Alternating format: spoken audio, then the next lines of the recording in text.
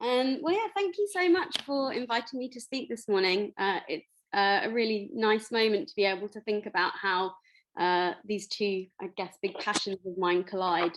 And so it was a nice opportunity to collate some of the research and things I've been doing over the last few years. So I wear a few different hats that I guess I'll be talking about today, but work very broadly in the field of virtual reality in healthcare. But before I got into this, I guess just as a bit of background, so I studied biological and social anthropology at university, and it was just as I was graduating that my father passed away. And I guess that was the moment that I started to become far more interested in talking about death and end of life. I worked in the NHS briefly, but it was around that time that I started to volunteer an art gallery here in Brighton called Fabrica.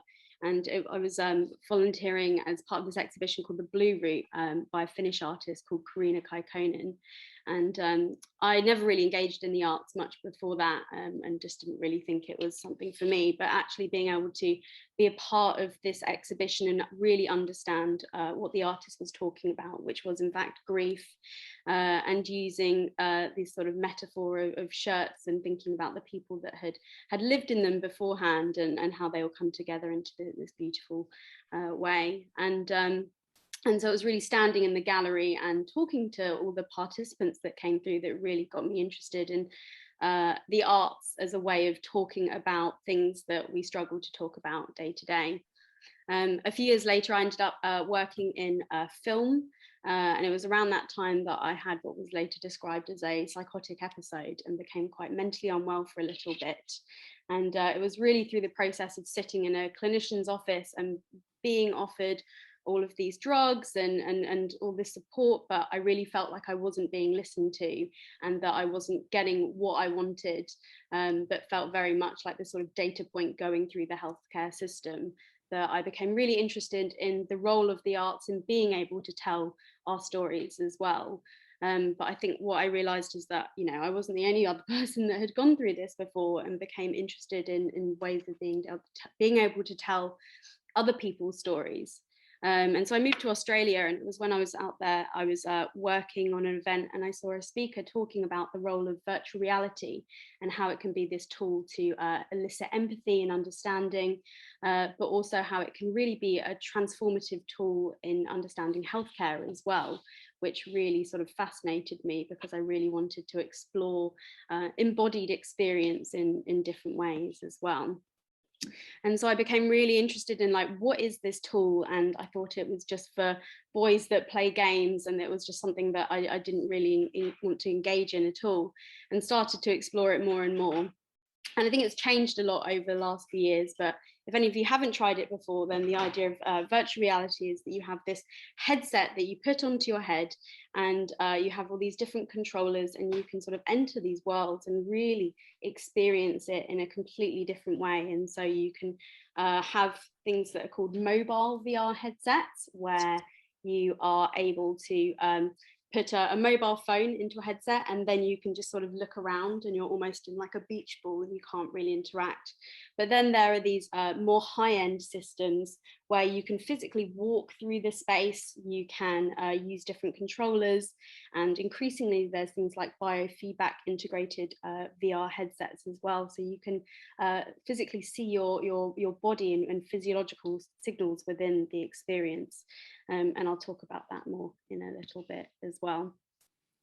And so I guess my first foray into VR was working at something called the Big Anxiety Festival, which was an arts and mental health festival that was happening in Australia. And so I was curating an exhibition there, exploring how virtual reality could be used in mental health. And so we looked at things like how you could use VR to simulate the experience of psychosis and how that can be used in training carers to understand what a psychotic episode could be like, as well as an interactive story called Hue, that was a story of a man with depression that couldn't see light and colour, and you had to guide him through that experience to explore that. But also one of the first experiences that I ever showed was a project called Deep. And Deep is a breath-controlled virtual reality experience that I've been actually involved in ever since. And I think it's a really interesting example of how artists and scientists can work together to explore how, for example, you could help reduce anxiety in people. So I've got a little video here that might explain it a little bit better.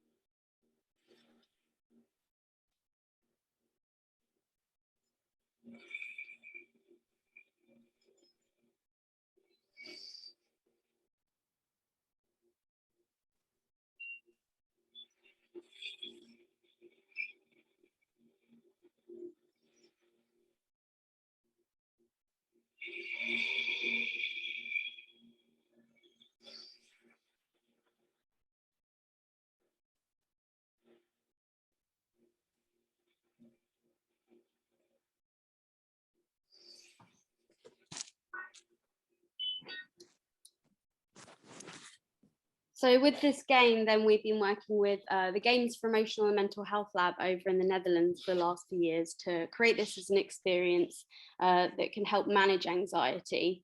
And so we've been working to bring that to a variety of different contexts. So we've been working with young people dealing with anxiety, but also increasingly working with people in palliative care settings as well to teach them meditative skills.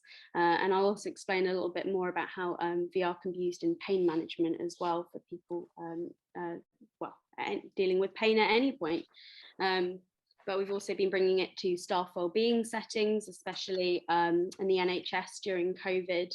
And really we're looking at how, beyond being able to create these environments that can be relaxing and an interesting form of escapism, but also how it can teach people long-term skills in how to regulate emotions and anxiety through being able to visualize their breath and see that being reflected back at them, not just in the circle in the middle of the screen, but also, I think, as you saw, how the world can respond to you as well. And a large-scale randomized control trial is just coming out that talks about the efficacy of the experience there. And what we're doing as well is thinking about other ways that people can interact with the experience as well. So not just having to have these breath belts that you put around your chest, but thinking about Tai Chi and movement and how being able to sync your breath with your hands instead of using that controller. Again, being able to move your hands up and down, or getting the VR controller and putting it on your belly as well.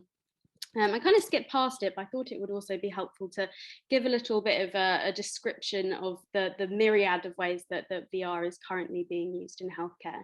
And some of the work that I've been doing is really thinking about how to create a strategy here in the UK for how it can be used in a variety of clinical settings. But beyond wellbeing and relaxation, which I guess I've touched on a little bit already, then it's used very broadly in the field of mental health, including a lot of different forms of clinical intervention as well. So it's been used a lot in PTSD.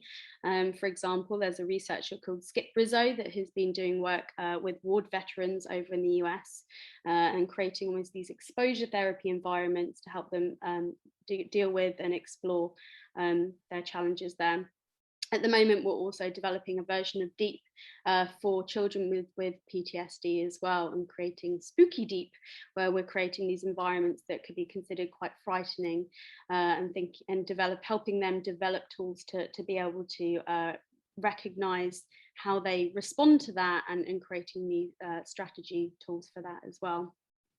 There's also been other work here in the UK, including a massive project called Game Change VR, which was run by Oxford University, where they created a series of exposure-based environments for people living with psychosis that, again, may be able to develop skills to think about how they will, to prepare them for going out into the world again, and going to places that they might find challenging, be it job centres or going on the tube as well. And there's also been some really interesting work that they've been doing as well around fear of heights as well, and found a 68% reduction in fear of heights after doing the experience. There's also a lot of work in pain management, which I'll touch on a bit more in a bit, as well as in physiotherapy and rehab, this idea that you can sort of gamify different exercises that people might be able to do, and encouraging them to be able to do that at home or without a physiotherapist. There's also a lot of work going on in clinical skills and training. Health Education England have a huge strategy for using immersive technology in training and being able to simulate quite challenging and complex procedures, as well as being able to educate patients on this is the procedure that you're going to go through, and this is what you might expect to happen as well. And here are some of the worlds as well that we've developed in Deep that again you can move through. But my interest in virtual reality, I guess, began, or the project that I've been looking to develop the last few years, is an adaptation of an existing arts and health research method called body mapping. And I've been really fascinated by the role of the arts and creativity in mental health and well-being. And when I was working at the Big Anxiety Festival, I discovered this tool that's I think probably also included in the doula training as well. And so the process is that you go through this mindfulness body scan based experience, and you think about where do I feel anxiety or pain in my body, and what sort of color or texture or words would I use to communicate what that experience is like. And you draw it out as a way of being able to, I guess, non-verbally communicate that experience.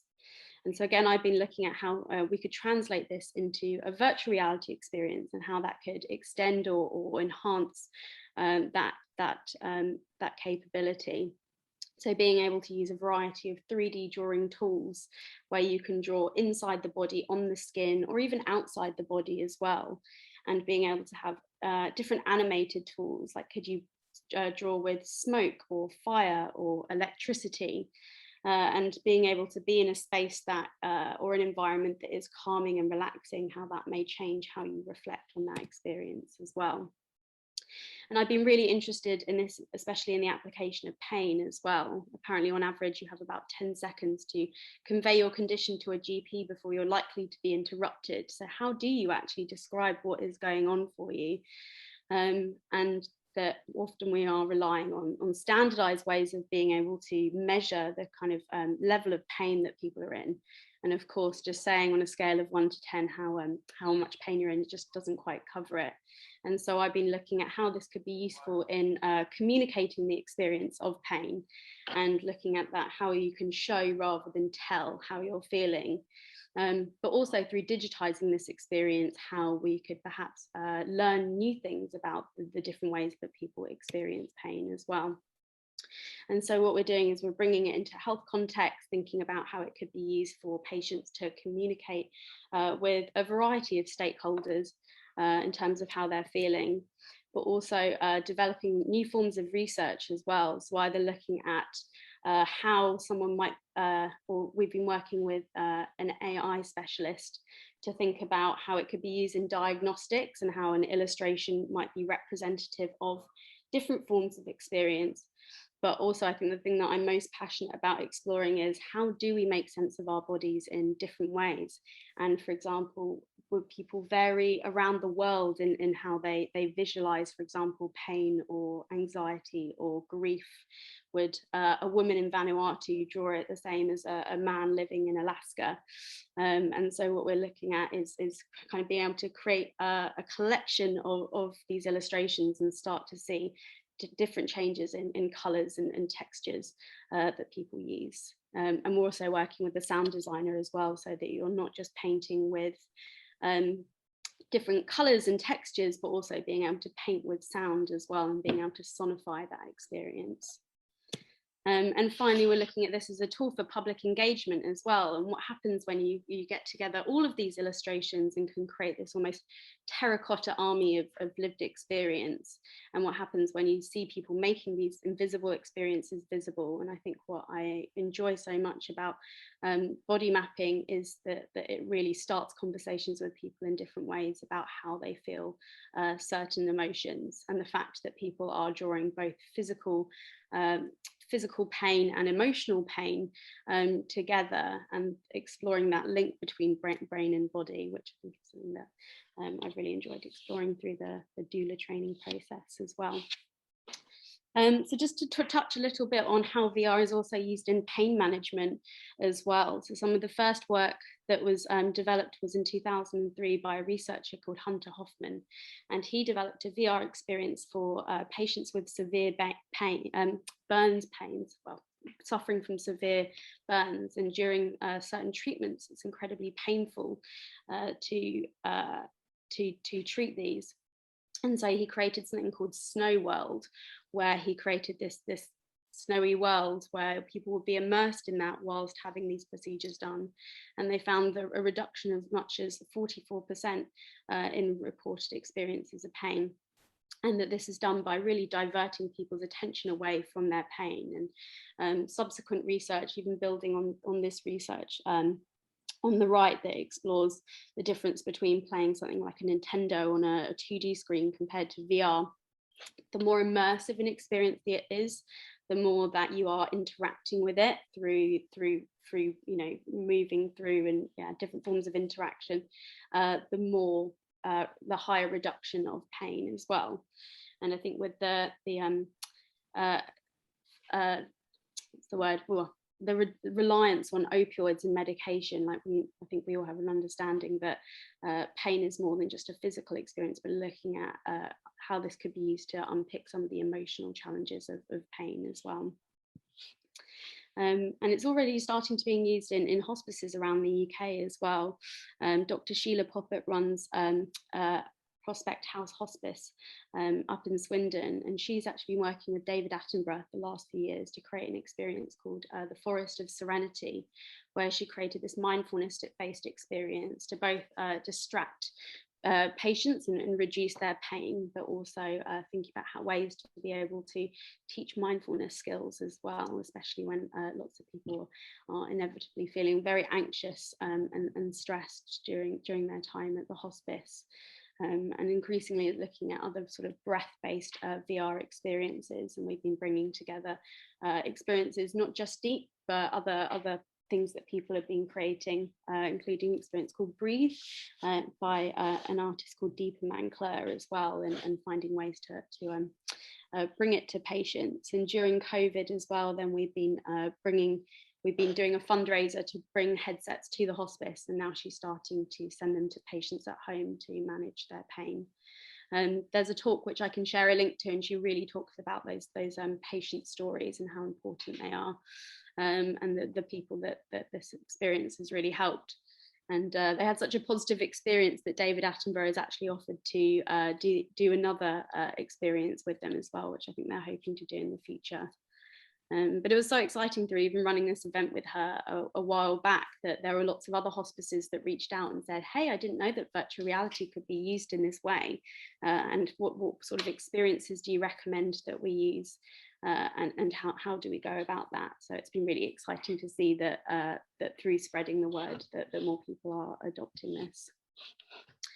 And VR can be used in a variety of different ways as well. There are other experiences like nature treks, which is something that I think some people at the Lewis End of Life Doula training that I was on got to try a while ago, where again you can go into these different calming, relaxing worlds and interact with it, and that's been used a lot in hospice settings. But increasingly, there are also experiences that are more social. You can go world hopping with people and meet up with friends and play games together. You can play golf or frisbee, or just hang out together in space. And I think that there's a real value for that, especially with the last year and being able to not being able to see people in person, and the amount of isolation and loneliness that's been going on. But also things like reminiscence and art therapy as well, and things like Google Maps VR that you can return to the place that you grew up in perhaps, and stand. I remember when I was living in Australia, I put on Google Maps and stood outside my mum's house here in Brighton, and it was a really sort of powerful moment of just revisiting those important places and using that as a way of talking to people about experience as well. And there's been some really fascinating research as well on fear of death and virtual reality, and some really interesting work that's been underway there. So there's a researcher called Mel Slater who does some really fantastic research over in Barcelona. And so this was one of the first experiments that he did, where he created out-of-body experiences and explored how that would reduce people's fear of death. And so what happened is in one of the groups, then you would be sitting in this chair within the room, and then you would start to float out of your body. And they measured how effective that was in reducing people's fear of death, and used something called the fear of death scale to explore that. And then the second one, I actually have a bit of a description here, which is a rather elaborate follow-up study that they did. I might just turn the sound down and just describe a little bit about what they did. So what they did is basically they created this fantastical island where participants would embody alien life forms. They would sit in separate soundproof rooms and were disallowed from meeting in person. And each of these participants explored the island and performed collaborative survival tasks over the course of 6 sessions during the week-long experiment. Their alien bodies grew older throughout the study, beginning as children and progressing into advanced age in a simulated natural lifespan. Each participant witnessed the virtual death of their companions and then experienced personal death at the end of the week. Similar to the previous study that I mentioned, each participant detached from their body and viewed their motionless self from above. By this time, they also watched successive flashbacks they had unwittingly recorded during their virtual life. Finally, the life review faded to black, the bright light emerged from its place, and the disembodied participants entered an illuminated tunnel that led to a final resting place. They reported that they repeated the experiment with multiple teams and compared life views among these participants. They then filled in this questionnaire about life inventory changes, measuring the range of beliefs about everything from reverence for life to acceptance and empathy towards others, to concerns with questions of social justice, to interest in self-reflection. They found that people who experienced the cooperative virtual island expressed higher life changes scores than those in the control group. And after living and dying in the immersive world, participants were more beneficent, self-accepting, and concerned about others. They also reported a higher sense of life purpose. Although the study was small, they offered that VR could profoundly change people's minds for the better. So I thought that was a really interesting study to share. And then finally, because I probably have been going on for a while now, and I think I said I'd talk for about half an hour or so, but I also think that a really interesting area that's emerging at the moment outside of the world of VR is the psychedelics in fear of death. And there's actually this kind of emerging field as well of something called Psychedelics, which is, you know, almost simulated psychedelic experience in virtual reality. And I think you could argue that most of these things are incredibly psychedelic. I think as you start to involve things like biofeedback in the body, how you can create these quite profound experiences, especially when you're experiencing it with other people. And I think this project, Visual Voice VR, is just such a lovely example of like a really interesting way of, I guess, involving sound and the body and finding it tools for enabling people to connect. I won't play the whole thing, but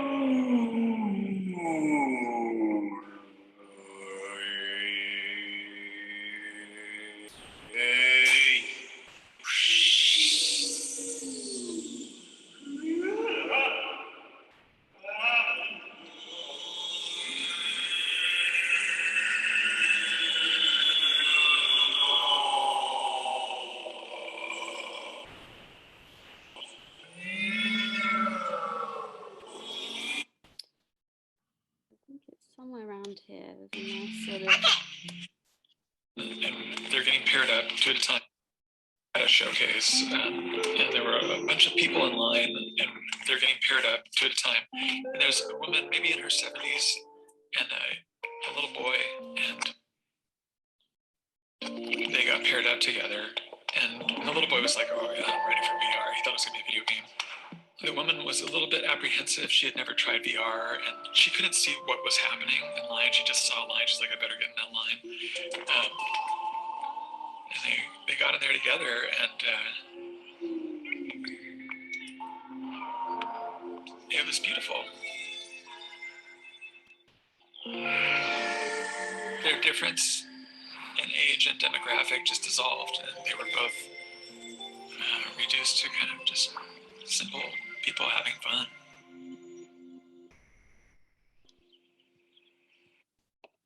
So I just thought that as a lovely way of being able to augment the voice and I guess enable these kind of bizarre experiences that also really connect people as well, and how important just being able to create these playful experiences can be, and beyond the more clinical intervention side of things, or you know, the fact that just naturally being able to do some of these playful experiences can reduce your experience of pain. But I think being able to find these ways of connecting people can be really interesting. And another example, I guess, of some of these more cyberdelic experiences as well is another thing called Sound Self, which is again exploring how you can have almost these ecstatic meditation experiences. And so you're invited to breathe deeply and start to make all these different tonal sounds and chant and make whatever sounds of your voice, a bit like Visual Voice VR as well. And through doing that, you can create these sort of like hypnotic states. And I think they recommend to just lie on the floor and do it for about an hour. And again, they're starting to collaborate increasingly with a variety of psychedelic therapeutic organizations over in the US, and looking at how this can also aid people in the recovery of addiction as well. And then on the other side of the spectrum as well, I guess, is some of the more artistic and creative projects that are not necessarily about creating meditative states or reducing pain, but really telling stories in different ways. And one of my collaborators, Nikki Smith, has created this really interesting experience called The Shape of Us, that is looking at our experience of grief and climate grief as well. And through this, then you are embodied in these characters and move through these different worlds, and looking at the environment, perhaps once climate change has really sort of devastated the world that we're in. But through having it as an embodied experience, you're invited to contemplate your own grief as well. And again, I think I found it a really powerful storytelling tool that could have potential in a variety of settings too. And I think that's the thing that I've been really passionate about exploring the last few years, is the fact that there's this very wide spectrum of people operating in this space, from games makers and storytellers to clinicians and patients. But how do we all get together to have a conversation about where this goes? And so we've been doing work to run roundtable events like this photo at the top, as well as conferences and online events. And we've even been doing some hackathons as well, which is the image in the bottom right corner, where we got some of the original games developers from Grand Theft Auto in the same room as psychiatrists and clinicians, and said, well, what could this look like? How do we distribute and develop these experiences and involve play and delight in these experiences, while also having them underpinned by a clear clinical methodology as well. I put things in the wrong order. And thinking about some of these ethical challenges as well. So, you know, that I don't know if anyone's seen in the last year or so, but in Korea, there was a project where a woman who'd lost her daughter, they'd created a VR experience where she could meet her again in VR. And I think it brings up all of these different ethical questions about how do we use this technology for good, and how do we obviously, you know, make sure that we do no harm. And there are other challenges, like things like motion sickness can be common in poorly designed experiences. Also thinking about how do we protect patient data through this. Jeremy Bailenson from Stanford Human Interaction Lab talks a lot about, you know, how the amount of data that can be gathered. This is even before you start thinking about integrating biofeedback and measuring the breath or heart rate, and how this can be manipulated for advertising. Or, you know, can you create traumatic experiences as well as these pleasant ones? Can it desensitize us from you know, violence and all sorts of things? And how are people monetizing this as well? Like, what are these sort of economic models? And I think especially with all the talk at the moment of NFTs and all of those things that I don't fully understand myself, then I think we really need to start thinking about what the future of this looks like. And is this going to be an addictive technology? How do things like pornography work in virtual reality? And could this be an environment that people want to be in more than reality? I must admit, though, that, you know, because it's such an active experience being in VR, you're not passive and sitting in your sofa. I find I can't really handle more than half an hour in there. But, you know, as this evolves and changes and the quality becomes more enhanced, how do we regulate this and think about it? And so what we're doing at the moment is we're working with NHSX, the technology arm of the NHS, and the government, or the UK Research Innovation Programme, to develop a white paper report that is really exploring the challenges and opportunities of XR, so extended reality, which includes augmented reality in that as well. And thinking about how do we distribute this? How do we create virtual pharmacies where clinicians might be able to prescribe experiences to patients to use at home? How do we create this collaborative environment where we can have artists and patients working with doctors and researchers? What does this infrastructure look like? How do we create regulation and safely evaluate these experiences? How do we fund people to work in this field? And also, how do we get to spread the word and tell people about, you know, the exciting work that's happening, but also some of the challenges that we are thinking to explore? And so I think we are slowly moving towards an NHS XR strategy. But I think at the moment, the places that I've seen the most promise and excitement has been in well-being, working with hospices to bring experiences there. But also just thinking about having, places of being able to offer pleasing, relaxing experiences. And again, and Health Education England have been doing a lot of work to think about how this can be used in training when people are remote as well. So I just put a couple of list of things that if you are interested in finding out more, then here are some interesting things to explore. On Facebook, there's a group called VR Doctors that's really helpful. On the Immerse UK website, then we've got a whole list of events that we've done around paediatrics and mental health, one of end of life and grief. The International VR Healthcare Association do some really interesting work. But yeah, there's plenty. And also one book which I'm enjoying at the moment is this book called VRX, How Virtual Therapeutics Will Revolutionize Medicine. And the first chapter is on end of life.